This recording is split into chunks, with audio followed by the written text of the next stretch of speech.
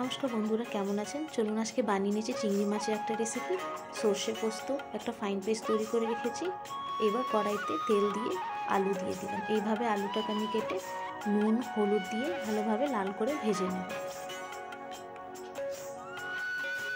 এবার আমি হলুদ দিয়ে দিলাম। হলুদ দিয়ে ভালোভাবে ভেজে নিতে হবে। একটু ভাজা হয়ে আসলে কুচিয়ে রাখা পেঁয়াজটা দিয়ে দিলাম। আলু আর পেঁয়াজ সমান সমান মাত্রায় দিয়েছি, দুটো আলু দুটো পেঁয়াজ। সোনালি রং অবধি ভেজে নিতে হবে।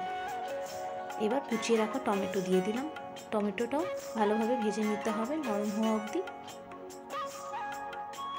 ভাজা হয়ে আসলে এবার গরম জল আমি দিয়ে দিলাম পরিমাণ মতন। বেশ ভালোভাবে যখন ফুটে আসবে তখন লঙ্কা গুঁড়ো আর যে সর্ষে আর পোস্ত আর লঙ্কার একটা ফাইন পেস্ট তৈরি করে রেখেছি সেই পেস্টটা আমি দিয়ে দেবো।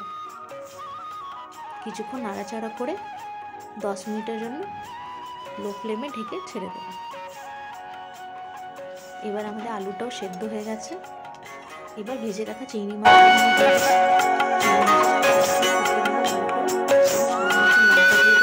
বেশ মাখা মাখা আমাদের সর্ষে পোস্ত চিংড়ি মাছ